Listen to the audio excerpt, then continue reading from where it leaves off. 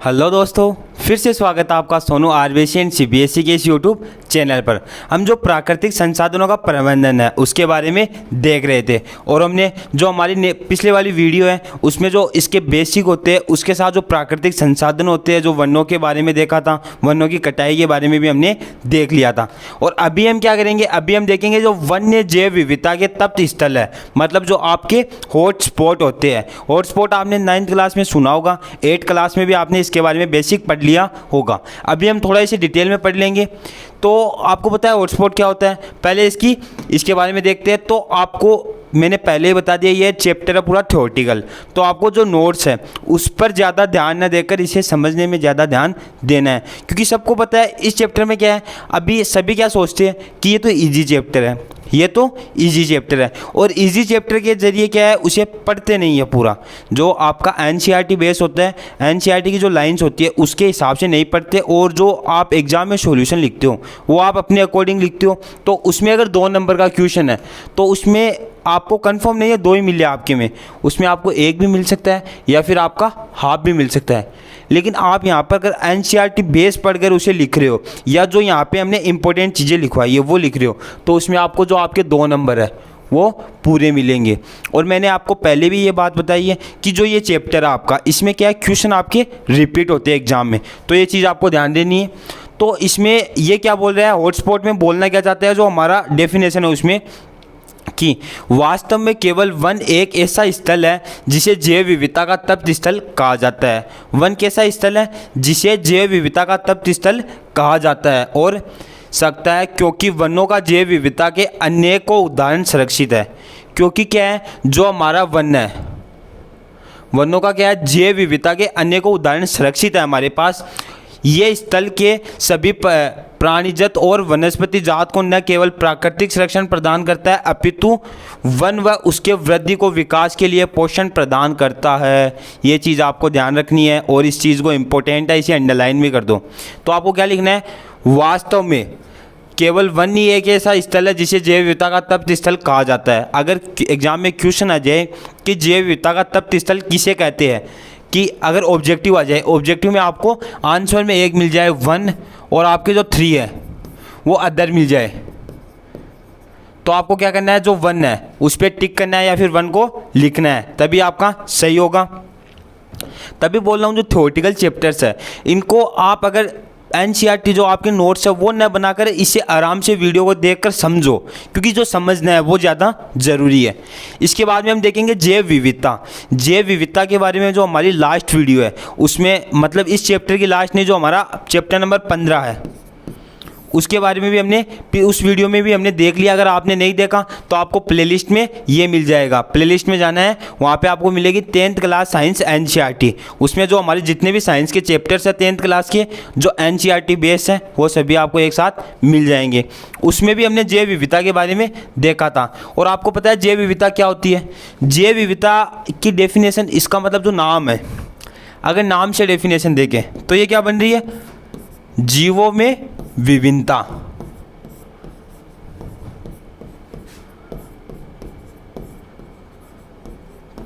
जीवों में विविधता। तो जैव विविधता में क्या होगा, जो जितने भी जीव होते हैं उन सभी में अपनी अपनी एक अलग विभिन्नता पाई जाएगी, जो दूसरे जीवों से उन्हें अलग दर्शाती है। तो इसमें क्या है, जैव विविधता किसी एक क्षेत्र में पाई जाने वाली विविधता, स्पीशीज की संख्या है, स्पीशीज की संख्या है। स्पीशीज को हम क्या मान रहे हैं, जाति। जो आपकी किसी भी जीव की क्या होती है, जाति होती है, जिसे हम बोलते हैं स्पीशीज, ठीक है। जैव विविधता किसी एक क्षेत्र में पाई जाने वाली स्पीशीज की संख्या है, जैसे पुष्पी पादप हो गए आपके, या फिर क्या हुआ, पक्षी, कीट, सरीसृप जीवाणु और कवक आदि। समझ गए ये चीज़। तो जो ये बोल रहा क्या है कि जैव विविधता किसी एक क्षेत्र में पाई जाने वाली विविध स्पीशीज, मतलब जैव विविधता किसी एक क्षेत्र में पाई जाने वाली जो अलग अलग जाति है उसकी संख्या है, कि एक क्षेत्र में अलग अलग जाति पाई जाती है, वही क्या है, जैव विविधता। जैसे आपका पुष्प हो गया, जैसे पक्षी हो गया। अब पक्षी में ऐसे थोड़ी ना है कि एक ही जाति के पक्षी है, अलग अलग जाति के पक्षी है। आपके सरीसृप मतलब सांप हो गए, सांप थोड़ी ना एक ही जाति के, सांप भी अलग अलग के हैं। जो आपको कोबरा अलग मिल जाएगा, या फिर आपने देखा होगा कि सभी सांप है उनमें कोई रेड होता है, कोई ब्लू होता है, कोई ग्रीन होता है, तो वो इसी के आधार पर ही होता है। ये चीज़ आई होप आप समझ गए होंगे। इसके बाद में हम देखेंगे जो हमारी जैव विविधता के नष्ट होने के परिणाम क्या है हमारे पास। तो आपको पता है कि जैव विविधता है वो धीरे धीरे क्या है, नष्ट हो रही है। जीवों में विभिन्नता नष्ट हो रही है और जीव भी आपको क्या है, नष्ट होते मिल जाएंगे। और ये क्या होगा, अगर जीवों में विभिन्नता नष्ट हो रही है, आपकी क्या हो रही है, जीवों में जो विभिन्नता है वो नष्ट हो रही है, तो उन जीवों का रिकॉर्ड कहाँ पर रखा जाएगा, आपको कमेंट बॉक्स में बताना है। क्योंकि ये क्वेश्चन आपने 9th क्लास में भी देखा है और आपकी जो 8th क्लास है उसमें भी इसके बारे में है कि जो आपके संकटग्रस्त जीव मान सकते हैं आप उनको, कि संकटग्रस्त जीवों का रिकॉर्ड किस में रखते हैं। कमेंट बॉक्स में अभी आंसर बताओ, पहले आंसर लिख दो जल्दी से। तो इसका आंसर होगा कि जो संकटग्रस्त प्रजाति है उसका रिकॉर्ड है, या फिर अन्य जो विभिन्नता की प्रजाति है उसका रिकॉर्ड रखेंगे हम, जो हमारी रेड डाटा बुक होती है। रेड डाटा बुक में जितने भी जीव है संकटग्रस्त है यानी उनका रिकॉर्ड हम रखेंगे हमारी रेड डाटा बुक में। ये चीज़ आपको ध्यान रखनी है। तो ये क्या बोल रहा है, प्रयोगों और वास्तविक के अध्ययन से हमें पता चलता है कि विभिन्नता के नष्ट होने से पारिस्थितिक स्थायित्व भी नष्ट हो जाता है। ये चीज़ आपको सभी को ध्यान रखनी है कि जो हमारा इकोसिस्टम है, पारितंत्र है, इसमें सभी जीवों का अपना एक योगदान है। सभी जीव अपना एक जो अपना कार्य है वो कर रहे हैं। मैंने जैसा कि आपको पहले बताया था, जो इकोसिस्टम है उसमें जो आपको ऊर्जा का वो बताया था मैंने, फूड चेन के बारे में बताया था। उसमें क्या हो रहा था, अगर आपका एक उत्पादक है, ठीक है, उत्पादक को कौन खा रहा है, आपका उपभोक्ता। उपभोक्ता खा रहा है। जैसे उत्पादक में हम मान लेते हैं घास है, हम देखते हैं कि आपके पास है कोई घास है, ठीक है, घास को कौन खा रहा है, हिरण खा रही है आपकी, और उस हिरण को कौन खा रहा है, उसको खा रहा है शेर। उस शेर को कौन खा रहा है, उस शेर को ऐसे कोई नहीं खाएगा, क्योंकि शेर हम यहाँ पे थोड़ा पावरफुल मान रहे हैं, सर्वशक्ति यहाँ पे शक्तिशाली मान रहे हैं। उसको कौन खाएगा, जीते जी नहीं, उसके मरने के बाद कौन खाएगा, उसके मरने के बाद जो छोटे छोटे कीड़े होंगे, ठीक है, वो इसे खाएंगे, जो कि इसका क्या है वो करेंगे। तो घास अगर आप मानो कि हिरण नहीं है, हम मानते हैं कि हिरण नहीं है, एक क्षेत्र है पर्टिकुलर वहाँ पे हिरण नहीं है, और शेर है, और जो आपके ये छोटे छोटे जीव होते हैं वो है, तो वहाँ पे क्या होगा, एक तो घास की मात्रा अधिक मिलेगी आपको, बहुत ज़्यादा हो जाएगी, जितनी इतनी अधिक भी आवश्यक नहीं है, उससे भी अधिक हो जाएगी। और जो शेर है वो क्या है, वो भूख से वैसे मर जाएंगे, क्योंकि उनको एनर्जी चाहिए, और एनर्जी उन्हें किससे मिल रही है, जो हिरण आपकी, उनको एनर्जी मिल रही है हिरण से। अगर हिरण ही नहीं रहेगी तो शेर को एनर्जी भाई कहाँ से मिलेगी। तो जो पारिस्थितिक तंत्र है, इकोसिस्टम है, इसमें जीवों की जो विभिन्नता है वो भी ज़रूरी है। ऐसे नहीं है कि पारिस्थितिक तंत्र में सभी जीव वो नष्ट हो जाए, उससे भी जो हमारा इकोसिस्टम है उस पर हमें प्रभाव दिखाई देता है। इसके बाद में हम देखते हैं नष्ट हो सकता है क्योंकि किसी पारिस्थितिक तंत्र में उपस्थित जैव और अजैव घटक और पारिस्थितिक तंत्र को संतुलन प्रदान करते हैं। जैव और अजैव, ठीक है, जैविक घटक और जो आपके अजैविक घटक होते हैं, इनके बारे में भी हमने जो 15 नंबर का आपका चैप्टर है उसमें देख लिया है। अगर आपने, मैं वापस रिकमेंड कर रहा हूँ कि अगर आपने वो वीडियो नहीं देखी है तो देख लो, क्योंकि जो छोटे छोटे डेफिनेशन आती है अभी आपकी आ गई, जो जैव है, जैव घटक है, अजैव घटक है, उसकी आ गई, और आपको पता ही नहीं है जैव घटक क्या होंगे और जो अजैविक घटक है वो क्या होंगे। तो सभी चीज़ों का जानना भी ज़रूरी है। अगर नहीं पता है तो ये चीज़ आपको यहाँ पे नहीं समझ में आएगी, जैव घटक क्या है, अजैव घटक क्या है। तो आप क्या करें, पहले जो हमारे 15 नंबर चैप्टर की जो वीडियो है वो कंप्लीट देखे, उसके बाद में ये देखे। ये थ्योरेटिकल है, मैंने पहले भी आपको बताया है, तो इसमें आपको नोट्स की इतनी ज़रूरी भी नहीं है, लेकिन आप बना सकते हैं। जो इंपॉर्टेंट चीज़ें हैं वो आपको यहाँ पे मिल जाएगी। अजैव उस पारिस्थितिक तंत्र को संतुलन प्रदान करते हैं। जैसे ही जैव विविधता नष्ट होती है, पारिस्थितिक तंत्र में असंतुलन उत्पन्न हो जाता है और यह नष्ट हो जाता है। अगर जीवों में विभिन्नता खत्म हो जाएगी, सभी जीव में जो विभिन्नता पाई जाती है वो खत्म हो जाएगी, तो आपको क्या है, जो इकोसिस्टम है, क्या है, इकोसिस्टम, वो भी क्या है, नष्ट हो जाएगा, वो भी ख़त्म हो जाएगा। ये चीज़ भी आपको ध्यान रखनी है, इम्पोर्टेंट चीज़ है। और जो ये जीवों में विभिन्नता है, ये क्या है, जो ये रिपीट होने वाले क्वेश्चन है, क्या है, रिपीट होने वाले क्वेश्चन है। एग्जाम में ऐसे क्वेश्चन क्या है, रिपीट होते मिलेंगे। आपके जो पीछे के पेपर्स है आप उनमें देख लो, जो आपके 16 नंबर के चैप्टर्स है उसमें क्वेश्चन रिपीट होते हैं और उसमें क्वेश्चन बहुत ही ईजी आते हैं। लेकिन वो क्वेश्चन कैसे आते हैं, जो आपका वीक स्टूडेंट है, कैसा स्टूडेंट है, वीक स्टूडेंट है, कमज़ोर बच्चा है, उसको तो क्या है, ये चैप्टर्स है जो आपके 15 नंबर के 16 नंबर के ये पास करवा सकते हैं, ठीक है। और जो आपका पढ़ने वाला है उसके नंबर तोड़ सकते हैं ये चैप्टर। अभी बोले नंबर कैसे तोड़ सकते हैं, जो कमज़ोर है वो तो पास हो रहा है इससे। तो नंबर भाई इस प्रकार से तोड़ेंगे क्योंकि वो क्या है, इन चीज़ों को पढ़ेगा नहीं। वो सोचेगा कि जैविक घटक हमें आते हैं, जैव अजैव आते हैं, जो हमारा इकोसिस्टम है वो हमें आता है, तो हम क्यों पढ़े। और वो पढ़ेगा नहीं और वो अपने हिसाब से इसका आंसर देगा। तो आंसर को आपको पता है जो एनसीईआरटी बेस है, इस समय आपका जो सिलेबस है वो एनसीईआरटी है। तो एनसीईआरटी की लाइन्स हमारी लाइन से बहुत ज़्यादा डिफरेंस मिलेगी आपको, उनमें बहुत ज़्यादा डिफरेंट मिलेगा। तो अपने हिसाब से लिखने से अच्छा है जो किताब है उसके हिसाब से लिखिए। हाँ बनाओ अपने हिसाब से, जो आप लिख रहे हो वो सही भी तो होना चाहिए ना पूरा। जो आप लिखोगे वो मुझे पता, सबको पता है कि हमें पूरा नहीं मिलेगा। अभी आपके पास एक क्वेश्चन है कि जल प्रदूषण के 5 कारण लिखो। किसने कारण, 5 कारण।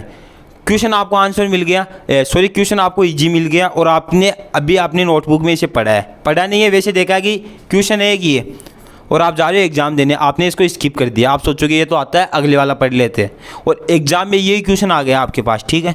तो उसमें आप 5 कारण लिखोगे, लेकिन वो लिखोगे कैसे, उनमें से तो 2 या 3 कारण है ना वो है इम्पोर्टेंट, बाकी तो आप जो फॉर्मेलिटी होगी वो पूरी करोगे। जैसे कि जो आपका जल है उसमें जो फैक्ट्रीज़ है उनका केमिकल मिलने से वो प्रदूषित हो रहा है, और जल में क्या है जो अवांछित वस्तुएं है, कचरा कुरकट है, वो डालने से, ये 2 तो इम्पोर्टेंट हो गए। उसके बाद में आप क्या लिखोगे, जो पशु है उसको जल में नहलाया जाता है, ठीक है, या फिर जो अन्य चीज़ है कि कचरा वापस डाल रहे हैं, वही रिपीट कर रहे हो आप, कचरा डाल रहे हैं हम, जो मनुष्य है वो जल में नहा रहा है, या फिर अन्य चीज़ लिख दोगे तो वो चीज़ क्या है, गलत हो जाएगी। एक चीज़ है, मतलब रिपीट करने से कोई फ़ायदा नहीं है ना। एक तो होता है इंपॉर्टेंट चीज़ लिखना, एक होता है जो बेसिक मतलब हमने लिखा है उसी का बना बना के लिखना, तो उसमें फ़ायदा नहीं है। तभी बोल रहा हूँ ये चैप्टर्स है, इसमें क्या होगा, ये चीज़ है, ये नंबर आपके तोड़ेगी। तो हमें नंबर नहीं तोड़ना, हमें उस चीज़ का पहले ही ध्यान रखना है। ये समझ गए सभी। इसके बाद में हम देखते हैं जो हमारा तप्त स्थल क्या होता है उसके बारे में। तो ऐसा क्षेत्र जहाँ अनेक प्रकार की संपदा पाई जाती है, क्या होती है, अनेक प्रकार की संपदा पाई जाती है, उसको हम क्या बोलेंगे, उसको बोलेंगे हम तप्त स्थल। समझ गए सभी। इसके बाद में हम देखेंगे जो दावेदार क्या होते हैं। दावेदार हमारे पास 3 प्रकार के होंगे। दावेदार ऐसे लोग जिनका जीवन कार्य किसी चीज़ पर निर्भर हो, उसे दावेदार कहते हैं। जैसे हम भी दावेदार है हर चीज़ पर, जैसे हम खाने पर दावेदार है, या फिर किसी अन्य लकड़ी पर दावेदार है, वनों पर दावेदार है, पानी पर दावेदार है। तो इसके अंदर पहले देखेंगे हम स्थानीय लोग, जो स्थानीय लोग हैं उसके बारे में। तो वनों के अंदर एवं इसके निकट रहने वाले लोग अपनी अनेक आवश्यकताओं के लिए वन पर निर्भर करते हैं। सभी को पता है जो आपके वन है वहाँ जो आदिवासी लोग रहते हैं, कौन से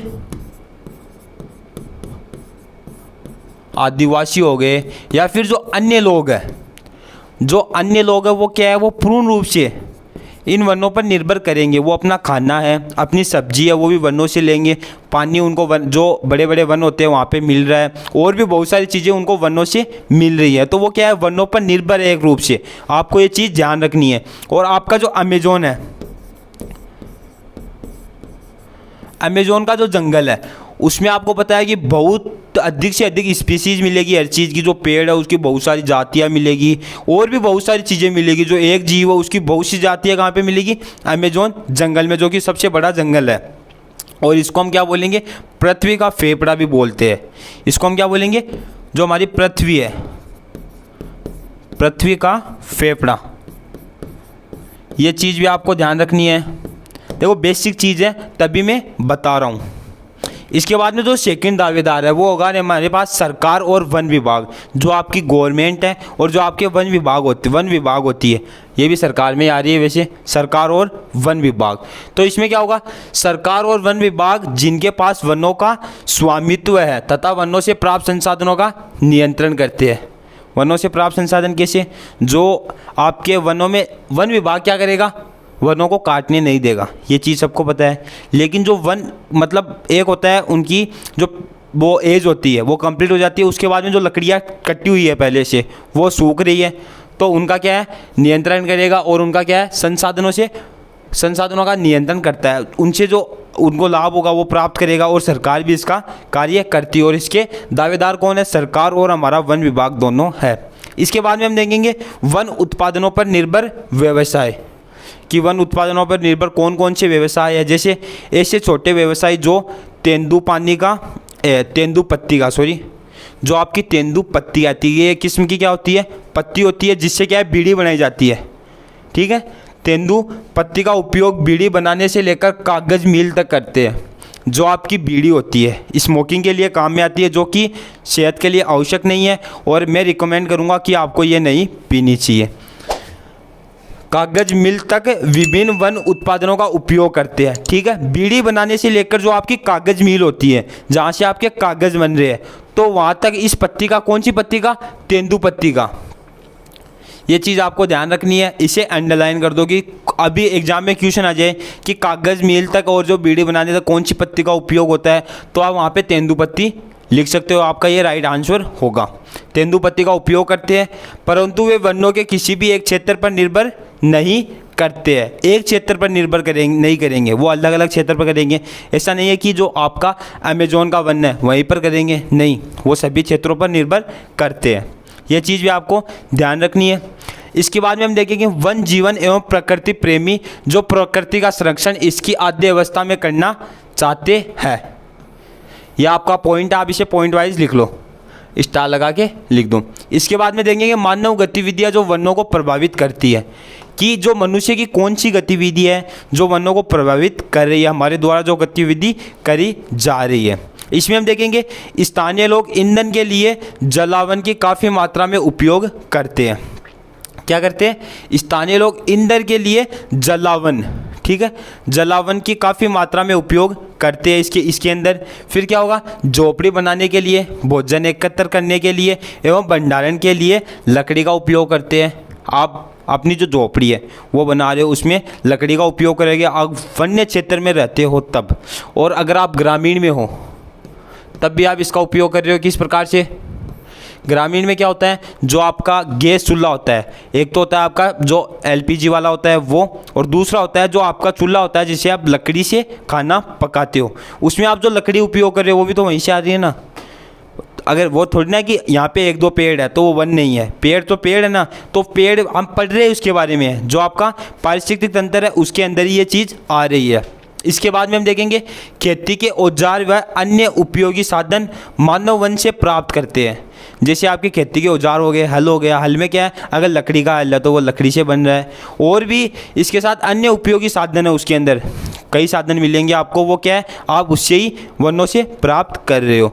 औषधि और पशुओं का चारा वन से प्राप्त किया जाता है, ये तो मेन है ना औषधि, कि आपको पता है बहुत सारी ऐसी औषधि है जो यहाँ पे नहीं, ऐसे नहीं मिलेगी, बड़े बड़े वनों में मिलती है, तो उनको क्या है वनों से प्राप्त किया जाता है, और उनके लिए वनों को काट भी दिया जाता है, जो कि क्या है गलत है। किसी चीज़ का उपयोग करो, अगर आप पेड़ काट रहे हो तो आपको एक संकल्प लेना है कि एक पेड़ काटने पे आपको 4 या 2 पेड़ लगाने, तो कम से कम 2 पेड़ मानो ना, 2 पेड़ लगाने हैं। और ऐसे नहीं कि आपने एक काटा, 2 छोटे छोटे पेड़ लगा दिए और उसको छोड़ दिया, अब उसको क्या है उसके भरोसे छोड़ दिया। अब भाई मैंने तुझे लगा दिया है, तुझे जीवन दे दिया है, अभी तेरी मर्जी, तू जी या मर, वो नहीं करना है। उसको क्या है, उसकी पूरी केयर करनी है जब तक वो एक अच्छे रूप से बड़ा ना हो जाए, इतना कि वो अपने ऊपर निर्भर हो जाए। जैसे इतना ही नहीं कि आपने बड़ा सारा एक पेड़ काट दिया, सपोज करो आपने एक पेड़ काट दिया, आप इतना सा एक पौधा लगा रहे हो, और आपने पेड़ काटा है, ये पौधा लगा रहे हो, ये तो ये तो गलत हो गया ना। इतने से का आपने छोड़ दिया, बोला मेरा कर्तव्य था, मैंने तुझे मैं तुझे जीवन दूं, मैंने तुझे जीवन दे दिया, अभी तेरी मर्जी, तू जी या मर, उससे मुझे कोई फ़ायदा नहीं है। लेकिन ये गलत है। अपन को क्या है, अगर ऐसा कर रहे हैं तो इसको क्या है, एक अच्छे प्रॉपर रूप से बड़े होने तक इसकी केयर करे, देखभाल करे, उसके बाद में इसे अपने ढंग पर छोड़ दे। ठीक है, ये चीज़ आपको ध्यान रखनी है। इसके बाद में हम देखेंगे जो अम्ल वर्षा होती है उसके बारे में, एसिड रेन के बारे में। एसिड रेन क्या होता है, मैंने जो आपका 15 नंबर का चैप्टर है उसमें भी इसके बारे में डिस्कस कर लिया है। ये एसिड रेन बनने की प्रोसेस है हमारे पास। एसिड रेन से आपको पता है कि जो वन है उसमें बहुत ज़्यादा नुकसान होता है। वनों में कैसे, अगर एसिड रेन हो रही है तो इसकी पत्तियाँ पूरी जल जाएगी, और मनुष्य की जो स्किन है उसमें भी स्किन का कैंसर एसिड रेन से हमें देखने को मिलता है। और मनुष्य में इसका नुकसान क्या होता है, जो हमारा प्रतिरक्षा तंत्र होता है वो भी कमज़ोर होता दिखाई देता है। तो एसिड रेन की डेफिनेशन इसके बारे में क्या होगा, जब वर्षा होती है, ठीक है, तो उसमें क्या होता है, जो सल्फर और नाइट्रोजन के आयस्क होते हैं, सल्फर और नाइट्रोजन के ऑक्साइड की बिजली की चमक के कारण पानी में घुल जाते हैं। ठीक है, जो क्या है, तेजाब के रूप में वर्षा के साथ गिरते हैं। अभी पानी में कैसे घुलेंगे, जैसे ये है आपके पास वातावरण में, तो ये क्या है, ये जो वर्षा हो रही है ना, ये पानी आ रहा है, इसमें ये घुल रहे हैं। ये चीज़ आपको ध्यान रखनी है। जिसके साथ अम्लीय है, तेजाब के रूप में वर्षा के साथ गिरते हैं, इसे अम्लीय वर्षा कहते हैं। ये किसको नुकसान पहुंचा रही है, कृषि उत्पादकता तथा वनों को प्रभावित करते हैं। तथा जब ये अम्ल हरे पत्तों पर पड़ते हैं तो पत्तों के साथ साथ पौधा भी सूख जाता है, और इसके साथ जो हमारी कीमती धरोहर है, इमारतें हैं, उसको भी नुकसान पहुंचाते हैं। जैसे कि आप देख सकते हैं जो आपका ताजमहल है, ताजमहल कैसे है, संगमरमर का बना हुआ है, सबको पता है, और है कैसा, वाइट है, वाइट है नहीं, वाइट था, है नहीं था, पहले क्या था, एकदम से वाइट था, प्योर वाइट था, अभी क्या है, पीला पड़ रहा है। वो अम्ल वर्षा के कारण ही है और पोल्यूशन के कारण है। ये चीज़ आपको ध्यान रखनी है। एक चीज़ वापस रिपीट कर रहा हूँ, ये चैप्टर है, ये आपका NCERT बेस है, थ्योरेटिकल है, तो आप इसे समझो, ज़्यादा से ज़्यादा समझने की कोशिश करो, और जो चीज़ नहीं समझ में आ रही है वो कमेंट बॉक्स में बता दो। आज तक हम यहीं तक देखेंगे, बाकी हम पढ़ेंगे जो हमारी नेक्स्ट वीडियो है। आई होप आपको वीडियो पसंद आई है, अगर आई है तो वीडियो को लाइक करो, चैनल को सब्सक्राइब करो। थैंक्स फॉर वॉचिंग, धन्यवाद, मिलते हैं नेक्स्ट वीडियो में।